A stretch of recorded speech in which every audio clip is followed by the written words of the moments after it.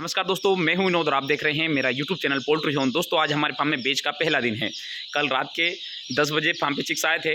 तो दोस्तों chicks unload करने के बाद में हमने ब्रूडिंग की किस प्रकार से व्यवस्था की है, किस प्रकार से हमने फार्म के अंदर का कार्य किया है ताकि ये ज़्यादा से ज़्यादा हमें वजन प्राप्त हो।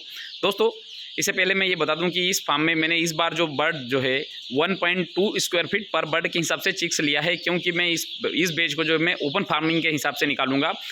इसी फार्मिंग के हिसाब से बेच को नहीं पाल रहा हूं। उसका कारण बताऊं दोस्तों कि हमारे यहाँ पे जो है ट्रांसफार्मर अभी तक जो मैं 3 साल से जो रन करते हुए आ रहा था वो गाँव का ट्रांसफार्मर था, उसी से जो है मेरी लाइन भी चल रही थी। किंतु दोस्तों गाँव के ट्रांसफार्मर में कुछ ना कुछ, अब जैसे कि ठंड का समय आ गया, अब हर एक घर पर हीटर चलेगी। अब किसी एमपीबी वाले जो है एक ही फेस के ऊपर लोड डाल देते हैं। उनको इतना जो है इसके बारे में लोड ये करने की ज़रूरत नहीं है कि एक फेस पे लोड ज़्यादा हो रहा है या 2 फेस पे लोड ज़्यादा हो रहा है। तो दोस्तों इसके कारण जो है डेली जो लाइन का ट्रिपिंग आ रहा था। चूँकि मेरा लोड जो 3 फेस का है, अब 3 फेस लोड होने के कारण हम 2 फेस पे या फिर सिंगल फेस पे जो हमारा जो कोई सा भी काम चलता नहीं। तो दोस्तों मैंने क्या किया, इस बार पूरी बेच को ही ओपन फार्मिंग के हिसाब से निकाल लिया। मैंने खुद का मैं नया ट्रांसफार्मर लगवाऊंगा और फिर वहाँ पे किसी प्रकार से लोड अनबैलेंस वाली कहानी नहीं आएगी। तो दोस्तों इसके कारण जो है मैंने इस बार फार्म में मात्र 3500 ही चिक्स लिए हैं। दोस्तों ये तो हो गया कि चिक्स कम लेने का कारण और इस बार ओपन फार्मिंग करने का कारण। दोस्तों ऐसा नहीं है कि इसी फार्मिंग से मेरा रिजल्ट नहीं आ रहा था और मैं आपको इसी फार्मिंग का के लिए प्रेरित करूं और खुद ओपन फार्मिंग करूं। दोस्तों ओपन फार्मिंग के लिए मैंने ट्रांसफार्मर लगाने के लिए यही समय चुना है, क्योंकि अभी जो है अभी जैसे ही सोयाबीन की फसल और दूसरी जो फसलें हैं, गर्मी का कपास जो है ये पूरा निकल जाएगा। उसके बाद में जैसे ही खेत खाली होंगे तो मेरा काम हो जाएगा। अगर दोस्तों मैं अगर और थोड़ा सा लेट करता फिर तुरंत जो है गेहूं वगैरह लग जाएंगे, फिर खेत खाली नहीं मिलेंगे दोस्तों, फिर मेरी लाइन नहीं इरेक्शन हो पाएगी। दोस्तों इसके कारण जो है मैंने ये वाला समय सेलेक्ट किया। और दोस्तों अगर मैं 2 महीने और खाली फार्म रखता, इससे अच्छा मैंने कहा ओपन फार्मिंग करके और एक बैच निकाल लिया जाएगा। तो दोस्तों इसके कारण जो है ये वाली बैच मैं ओपन फार्मिंग के हिसाब से करूँगा। तो बर्ड भी मैंने ओपन फार्मिंग के हिसाब से लिया। इसी फार्मिंग में मुझे कोई समस्या नहीं, बस ट्रांसफार्मर की समस्या आ रही थी। दोस्तों मेरे जो 3 फार्म है, तीनों फार्म के जो है गाँव की लाइन से ही चल रहे थे। तो दोस्तों उसमें हर बार समस्या आ रही थी। मुझे तीनों फार्म में जनरेटर अलग से चलाना पड़ता था, बहुत ज़्यादा मेंटेनेंस मेरा बढ़ रहा था। तो दोस्तों मैं इसके कारण जो है तीनों फार्म के कनेक्शन अलग अलग कर दूंगा और एक ही ट्रांसफार्मर से करूंगा। तो दोस्तों ये तो हो गया मेरे बर्ड कम लेने के कारण, ओपन फार्मिंग करने का कारण। दोस्तों अब यहाँ पे आपको दिख रहा है एक चीज़ की आपको कमी दिख रही होगी, और ये है कि यहाँ पे ब्रूडिंग की व्यवस्था, मतलब चिक राउंड ब्रूडिंग तो की है, किंतु इसमें हीटिंग की कोई व्यवस्था नहीं दिख रही होगी। ये आपको सभी को दिख रहा है। तो दोस्तों हीटिंग की व्यवस्था, जबकि बाहर बारिश भी हो रही है, तो दोस्तों हीटिंग की व्यवस्था में इतनी मतलब ठंड ना, इतना टेम्परेचर फार्म के अंदर इतना कम नहीं है कि हमें जो है व्यवस्था करना पड़े। दोस्तों हम ब्रूडिंग दो कारणों से करते हैं। एक तो बर्ड जो है देखिए, अब ये थोड़ा सा सुबह का मौसम है तो बर्ड एक दूसरे के ऊपर चढ़ रहे हैं। हम 2 कारणों से करते हैं। ये कारण ये होता है हमारा कि बर्ड जो है एक दूसरे पे चढ़ के नहीं मरे। दूसरा, गर्मी अगर मिल जाएगी तो दाना भी अच्छा खा लेगा और पानी भी अच्छा पी लेगा। ये 2 कारण हैं। तो दोस्तों अब एक दूसरे पे ये देखिए, यहाँ पे जो थोड़ा सा ये देखिए,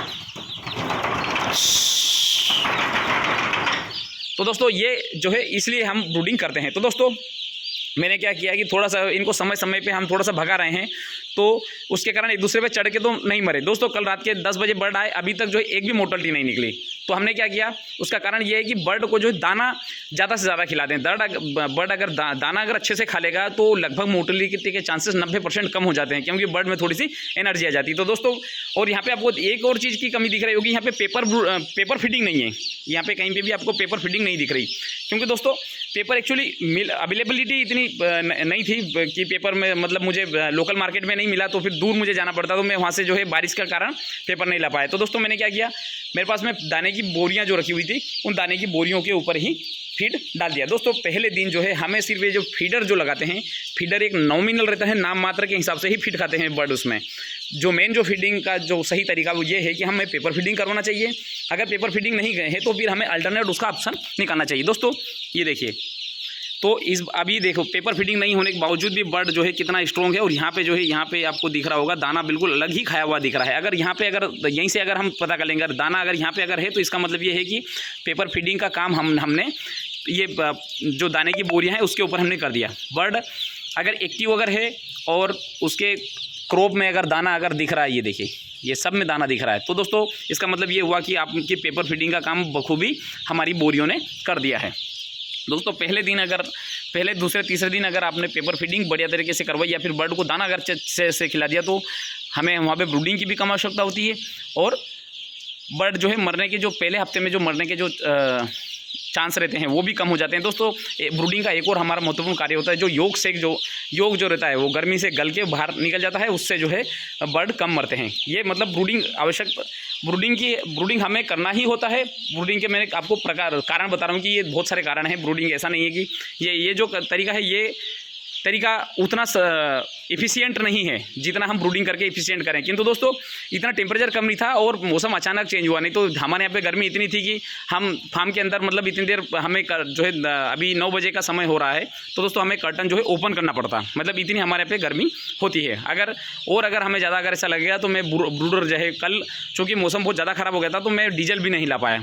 अब आज मैं डीजल ला के रख लूँगा, अगर मुझे ऐसा लगेगा तो मैं वहाँ सामने आपको दिख रहा है, मैं आपको बता दूंगा थोड़ा सा, ये पीला वाला कर्टन आपको दिख रहा है, इसको खोल के और मैं यहाँ पे लगा दूंगा, ये यहाँ पे लगा दूंगा तो ये पूरा एरिया हो जाएगा मेरा पैक, क्योंकि मैंने कर्टन जो है इसी फार्मिंग के हिसाब से पूरा पैक कर रखा है। ये सबसे अच्छा इसी फार्मिंग का फ़ायदा ये है कि आपको ब्रूडिंग के लिए अलग से कोई मेहनत करने की आवश्यकता नहीं, पूरा फार्म मान के चलो इसी है, जब हमें ज़रूरत पड़ेगी तब हम इसको जो है ब्रूडिंग में कन्वर्ट कर सकते हैं।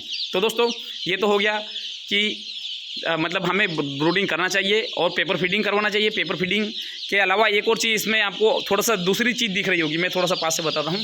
यहाँ पे जो आपको भूसा जो दिख रहा है ये आपको गेहूं का भूसा है और जो लकड़ी का या फिर चावल का हमारे यहाँ पे लगभग नहीं के बराबर मिलता है भूसा। हम अधिकतर जो है लकड़ी का भूसा यूज़ करते हैं, किंतु लकड़ी का भूसा भी जो है दशहरे की छुट्टी के कारण जो ट्रेडर है वो ला नहीं पाया। तो दोस्तों अब मुझे चिक्स तो लेना था तो मैंने जो है गेहूं के छिलके के ये गेहूं का जो है ना इसके ऊपर ही चिक्स ले लिया, तो इससे कोई खास विशेष फ़र्क नहीं पड़ता। किंतु दोस्तों इसका मुझे एक सबसे बड़ा फ़ायदा देखने को मिला कि इसमें देखिए अब यहाँ फीडर में है, ये देखिए यहाँ पे थैली के ऊपर जो है या बोरी के ऊपर देखिए लकड़ी के छिलके आ गए हैं। तो दोस्तों ये सबसे अच्छा फ़ायदा ये है कि इसको हम फिल्टर करके आसानी से बाहर निकाल सकते हैं। अगर यहाँ पे अगर लकड़ी का बुरादा होता तो दाना भी जो है हमारा बारीक होता, वो लकड़ी का बुरादा भी बारीक होता। तो दोस्तों दोनों मिक्स हो जाते, हमें पता नहीं चलता कि मतलब बुरादा कौन सा है और दाना कौन सा है। हम इसको जो फिल्टर नहीं कर पाते, हम इसको अलग अलग नहीं कर पाते। इसको देखिए, ये देखिए, ये हम आराम से इसको हाथ से अलग करके और जो दाना है वो जो ख़राब होने वाला दाना वो ख़राब भी नहीं होगा और मुर्गियाँ जो है उस दाने को आसानी से खा लेगी।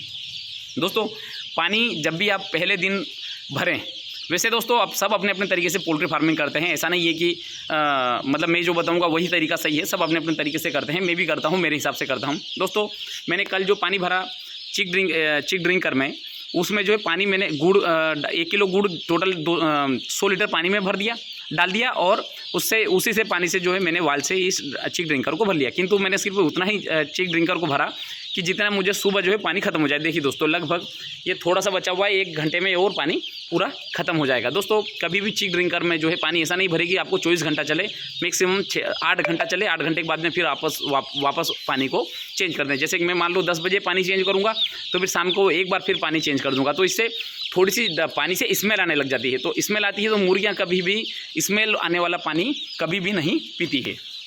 और दोस्तों आप ये देख सकते हैं कि जो निप्पल ड्रिंकर है इसमें पहले दिन से ही लगी हुई है और देखिए मुर्गियाँ जो है अधिकतर जो भीड़ जो है निप्पल ड्रिंकर के पास में ही आपको देखने को मिल रही है, ये देखिए। तो दोस्तों मैं ऐसे ही अरेंजमेंट जमा देता हूँ। देखिए इनमें क्या किया मैंने, यहाँ पे स्लॉट बना दिया, ये जो चिक गार्ड है यहाँ पे स्लॉट बना दिया, इससे जो है आराम से निप्पल लाइन जो है नीचे चली जाती है, जिससे मुर्गियों को कि अपन जो है ज़रूरत के हिसाब से हम हाइट को मैनेज कर देते हैं। ये तो इससे सबसे बढ़िया जो फ़ायदा हमें ये देखने को मिलता है कि मुर्गियों को जो है मान लीजिए चिक ड्रिंकर में पानी नहीं पी रही तो वो निप्पल में पानी पी लेगी, निप्पल में पानी नहीं पी रही तो चिक ड्रिंकर में पानी पी लेगी। तो जिससे पानी से की कमी से होने वाली जो मोर्टलिटी है वो आपको मोर्टलिटी देखने को नहीं मिलेगी। निप्पल ड्रिंकर में आप इस प्रकार से आप काम करेंगे तो दोस्तों हम जो है अगर हम बेल ड्रिंकर की बात करें तो बेल ड्रिंकर हम पहले दिन से नहीं लगा सकते, क्योंकि बर्ड जो है उसमें जाके कूद जाते हैं, क्योंकि उसमें पानी का एरिया एक्चुअली ज़्यादा होता है।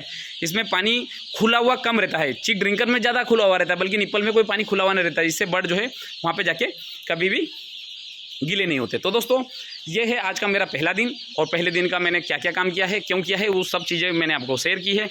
दोस्तों इसी के साथ मैं वीडियो समाप्त करना चाहूँगा। धन्यवाद।